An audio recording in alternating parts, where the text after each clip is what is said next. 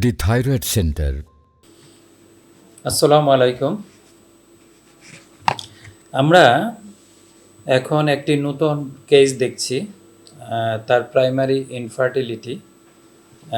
শুরু থেকেই তার থাইরয়েড সমস্যা আছে এবং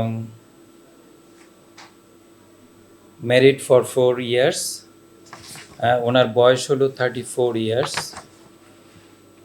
তো আপনাদের এই কেসটি দেখার জন্য আমন্ত্রণ জানাচ্ছি। তো আমরা কথা বলছি শাপলার সাথে। শাপলা, আপনার কি কি অসুবিধা? আপনি বিয়ে করেছেন কতদিন? 4 বছর বিয়ে করেছেন। আপনি থাইরয়েড সমস্যায় ভুগছেন। কয়টা করে ট্যাবলেট খাচ্ছেন? উনি থাইরক্স খাচ্ছে 2টো করে এবং 2 বছর নিয়মিত খাচ্ছে। উনি হাইপোথাইরয়েডের পেশেন্ট।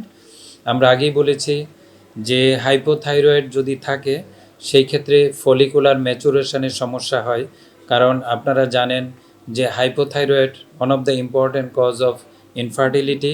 কারণ ফলিকুলার যে ম্যাচুরেশন হওয়ার কথা এবং ওভাম বের হওয়ার কথা সেটা বাধাগ্রস্ত হয় এবং তার মেটাবলিজম যেহেতু কমে যায় এবং সার্কুলেশন কমে যায়, আর তারপরে তার অ্যানিমিয়া হতে পারে, যে মাসিক অনিয়মিত হতে পারে। হ্যাঁ, আপনার মাসিক কি অনিয়মিত?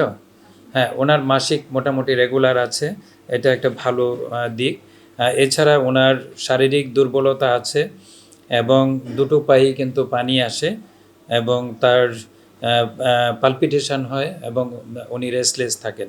তো এই সব কিছু মিলে ওনার এখন একটা ট্রিটমেন্টের প্রয়োজন। সেই জন্য উনি থাইরয়েড মেলায় এসছেন। আমরা ওনার সাথে ইতিমধ্যে কথা বলেছি, আপনারা দেখেছেন। আপনাদেরকে আমরা এরপরে আরও তথ্য দিব এবং ওনাকে আমরা এখন কি কারণ, বিশেষ করে তার এই ইনফার্টিলিটির কারণ কি থাইরয়েড কিনা সেটা দেখার জন্য আমরা অ্যান্টিবডি পরীক্ষা করব এবং তাকে আগে থাইরয়েড চেক করব, কনসিভ করার পরে আবার থাইরয়েড চেক করতে হবে এবং অ্যান্টিবডি করব, যে অ্যান্টিবডি যদি বেশি থাকে আমরা সেইভাবে চিকিৎসা দিব এবং থাইরয়েড হরমোনকে আমরা মোটামুটি একটা ভালো লেভেলে রাখতে হবে। ধন্যবাদ সবাইকে। আসসালামু আলাইকুম ওয়া রাহমাতুল্লাহি ওয়া বারাকাতুহু। সুস্থ থাকুক দেশের প্রতিটি মানুষ, ভালো থাকুক আমাদের প্রিয় বাংলাদেশ। মানবতার কল্যাণে সবার পাশে সবার আগেই থাকবে দি থাইরয়েড সেন্টার, ইনশাআল্লাহ।